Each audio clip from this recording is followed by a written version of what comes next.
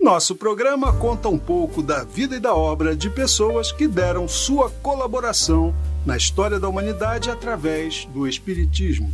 Eu sou Marcelo Perrone e aqui comigo, Sandra Maria.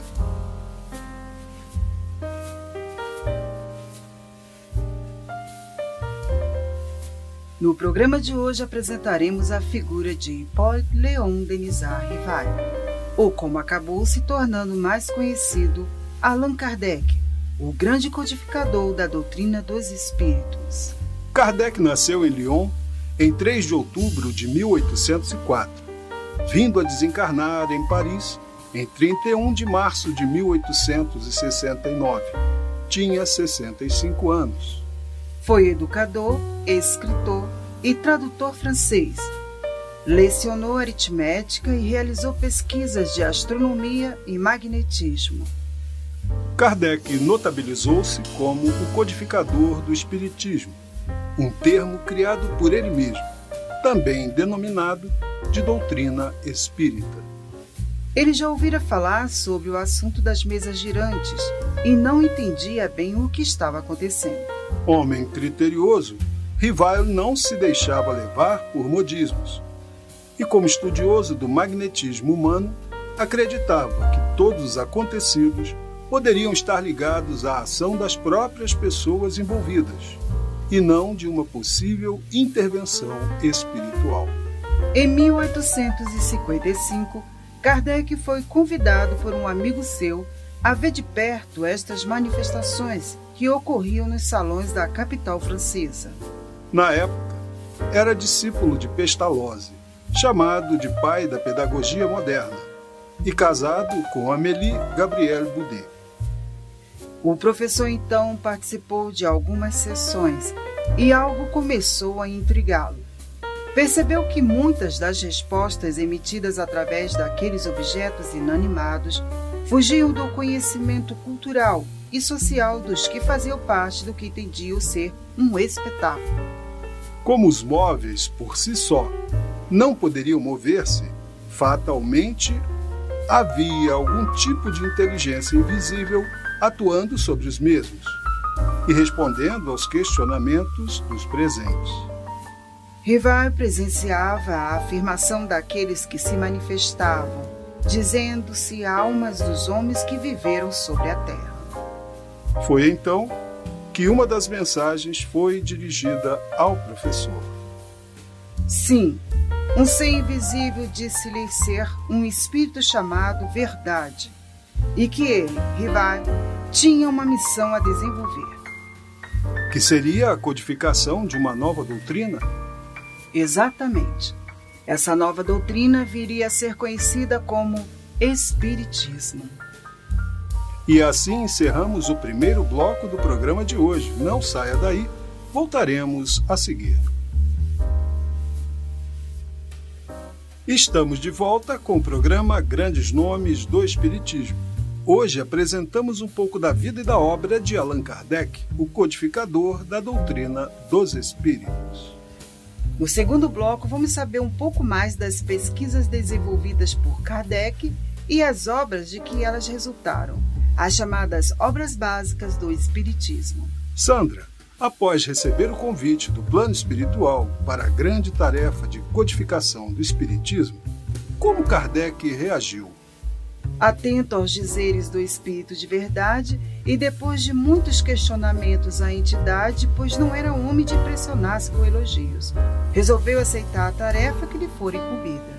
O Espírito de Verdade disse-lhe ser, de fato, uma falange de espíritos superiores que vinha até aos homens cumprir a promessa feita por Jesus, no Evangelho de João, sobre a vinda do Consolador, o Espírito Santo, que o Pai enviaria em seu nome, para ensinar todas as coisas e nos lembrar de tudo quanto ele nos havia dito. Através dos Espíritos, Rivail descobriu que em uma de suas encarnações anteriores foi um sacerdote druida, de nome Allan Kardec. Foi então que resolveu adotar este pseudônimo durante a codificação da nova doutrina, que viria a se chamar Doutrina Espírita ou Espiritismo. Kardec procedeu assim para que as pessoas, ao tomarem conhecimento dos novos ensinamentos espirituais, não os aceitassem por ser ele um conhecido educador, quem estivesse divulgando, mas sim que todos os que tivessem contato com a Boa Nova a aceitassem pelo seu teor racional e sua metodologia objetiva, independente de quem a divulgasse ou apoiasse. A partir daí, foram 14 anos de organização da doutrina espírita. No início, para receber dos espíritos as respostas sobre os objetivos de suas comunicações e os novos ensinamentos, Kardec utilizou um novo mecanismo, a chamada cesta peão, um tipo de cesta que tinha em seu centro um lápis. Nas bordas das cestas, os médiuns colocavam suas mãos e, através de movimentos involuntários, as respostas iam se formando. Julie e Caroline Baudin, adolescentes de 14 e 16 anos, respectivamente, foram as médiuns mais utilizadas por Kardec no início. Com o decorrer do tempo, a cesta peão foi dando lugar à utilização das próprias mãos dos médiuns, fenômeno que ficou conhecido como psicografia. Todas as perguntas e respostas feitas por Kardec aos espíritos eram revisadas e analisadas várias vezes, dentro do bom senso necessário para tal. As mesmas perguntas respondidas pelos espíritos através das médiuns eram submetidas a outros médiuns, em várias partes da Europa e América. Assim, o codificador viajou por cerca de 20 cidades. Isso para que as colocações dos espíritos tivessem a credibilidade necessária, pois estes médiuns não mantinham contato entre eles, somente com Kardec. Este controle rígido de tudo o que vinha de informações do mundo espiritual ficou conhecido por controle universal dos espíritos. Disto estabeleceu-se que qualquer informação vinda do plano espiritual só teria validade para o espiritismo se fosse constatada em vários lugares, através de vários médiuns, que não mantinham contato entre si. Fora isso, toda a comunicação espiritual será uma opinião particular do espírito comunicante. Com um esquema coerentemente montado, Kardec preparou o lançamento das 5 obras básicas da doutrina espírita, tendo início em 1857 com o lançamento de O Livro dos Espíritos. Fechamos assim o segundo bloco do programa de hoje. Não saia daí, voltaremos a seguir. Estamos de volta com o programa Grandes Nomes do Espiritismo. Hoje apresentamos um pouco da vida e da obra de Allan Kardec, o codificador da doutrina dos espíritos. Retomando a obra de Kardec, vejamos a relação das obras básicas produzidas por ele, sob a direção do Espírito de Verdade. O Livro dos Espíritos, contendo os princípios filosóficos da doutrina. O Livro dos Médios, um guia dos médios e dos evocadores. O Evangelho segundo o Espiritismo, contendo as máximas morais do Cristo. O Céu e o Inferno, que versa sobre a justiça divina segundo o Espiritismo. A Gênese, que trata dos milagres e das predições à luz do Espiritismo. Estes livros contêm toda a teoria e prática da doutrina, os princípios básicos e as orientações dos espíritos sobre o mundo espiritual e sua constante influenciação sobre o mundo material.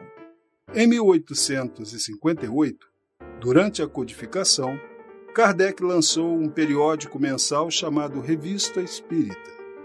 Nele, comentava notícias, novidades e fatos relacionados a fenômenos mediúnicos. Esta revista servia várias vezes como fórum de debates doutrinários, entre partidários e contrários ao espiritismo. A Revista Espírita foi a semente da imprensa doutrinária.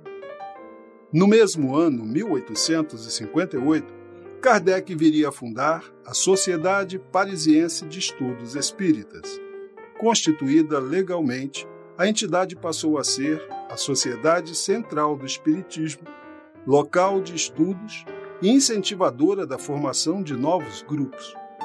Sua persistência e estudo constantes foram essenciais para a elaboração do movimento espírita e organização dos ensinos do Espírito de Verdade. Allan Kardec desencarnou em 31 de março de 1869, aos 65 anos, vítima de um aneurisma. E esse foi o programa de hoje. Esperamos que tenham gostado.